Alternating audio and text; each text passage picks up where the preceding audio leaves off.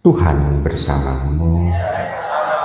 Inilah Injil suci menurut Santo Matius.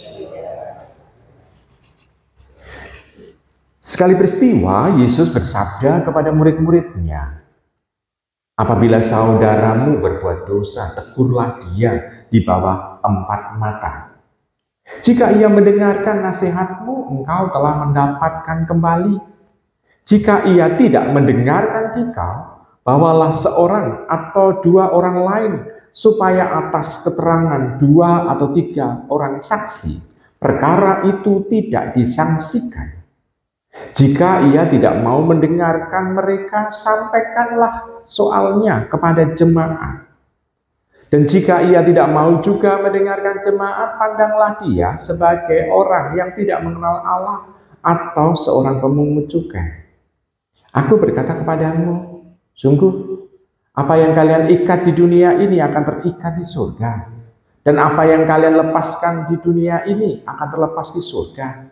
Dan lagi, aku berkata kepadamu, jika 2 orang di antaramu di dunia ini sepakat meminta apapun, permintaan mereka itu akan dikabulkan oleh Bapakku yang di surga. Sebab di mana ada 2 atau 3 orang berkumpul demi namaku, aku hadir di tengah-tengah mereka." Demikianlah sabda Tuhan.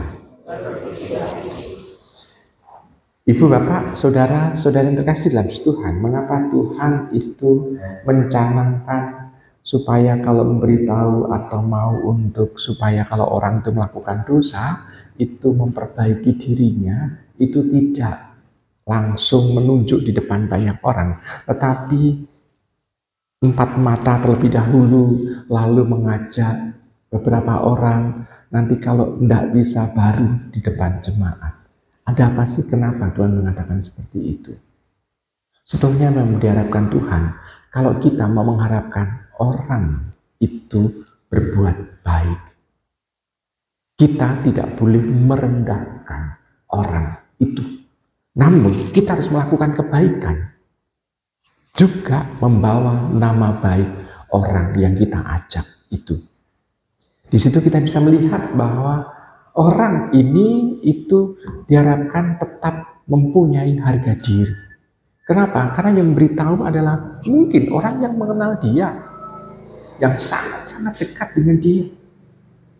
Dan orang yang dekat dengan dia adalah orang yang mengenal dia, tahu tentang sikap-sikap apa yang dia lakukan.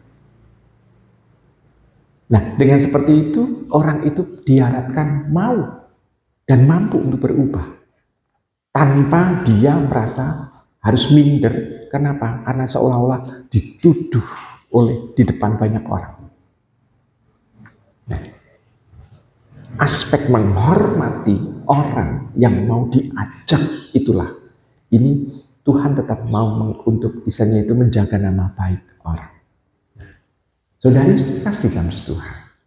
Lalu kalau sudah terpaksa sekali membawa 2 saksi atau 3 gitu, untuk supaya ini loh di depan masyarakat, di depan umum, sikapmu ini tidak baik. Mau mengatakan seperti itu sebetulnya. Saksi atau orang lain yang mengenal ini sebetulnya mau mengatakan seperti itu. Nanti kalau sudah terpaksa sekali, baru di depan jemaat. Nah, ibu, bapak, saudara terkasih dalam Kristus Tuhan, ini juga yang menjadi semacam cara sikap yang dulu itu dilakukan oleh gereja. Dulu pengakuan dosa tidak di depan imam, satu imam, tetapi pengakuan dosa dulu dilakukan di depan jemaat.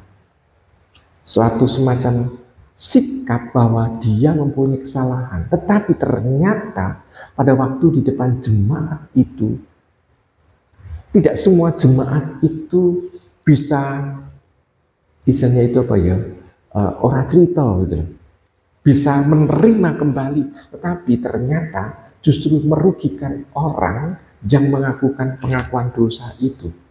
Kenapa? Karena 1, 2 cerita di luar, sehingga nama baik orang yang mengaku dosa itu justru malah jadi jatuh. Sedangkan kalau di depan Romo kita tahu kalau pengakuan dosa itu juga harus menjaga nama baik umat tersebut, sehingga romonya pun tidak boleh cerita di depan yang lain, atau dengan romo yang lain pun tidak boleh ngomong tentang dosa itu. Di situ kita bisa melihat tujuannya adalah untuk menjaga nama baik orang bersangkutan. Berarti tampaknya memang Tuhan menghendaki perubahan orang itu haruslah juga membawa nama baik orang tersebut. Nah, oke, ini salah satu alasannya yang pertama. Lalu berikutnya, Tuhan menghendaki apa sih sebetulnya?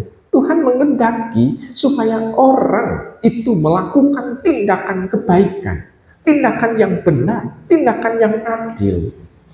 Yang itu diharapkan mengubah kehidupan orang tersebut, sehingga orang tersebut itu sungguh-sungguh adalah orang-orang yang memang dikenali dari sikap-sikap kehidupan dan kata-katanya.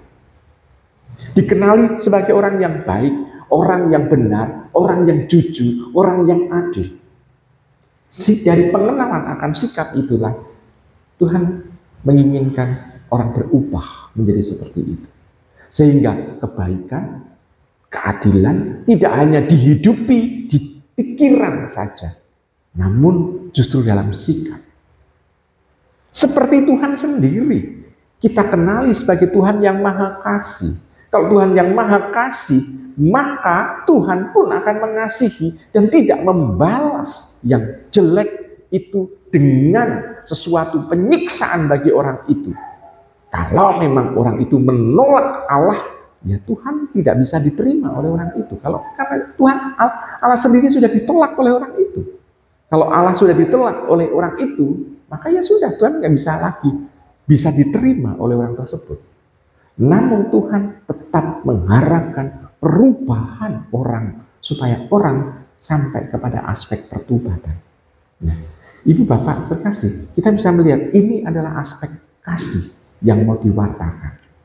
Lalu Tuhan sendiri menjanjikan kepada kita untuk mengabulkan semua permintaan kita. Tapi pengabulan Tuhan itu berarti tergantung dari Tuhan sendiri. Kita tidak bisa memaksakan Tuhan, tergantung dari Tuhan sendiri. Dan kalau Tuhan mengabulkan, seringkali di luar ekspektasi kita. Kenapa? Karena Tuhan pasti memberikan bonus supaya kita mampu untuk melakukan kebaikan-kebaikan itu.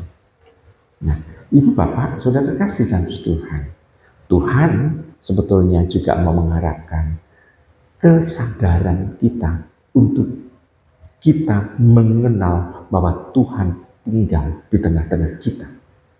Dan Tuhan tinggal di tengah-tengah kita ini seringkali justru ada di dalam sesama kita.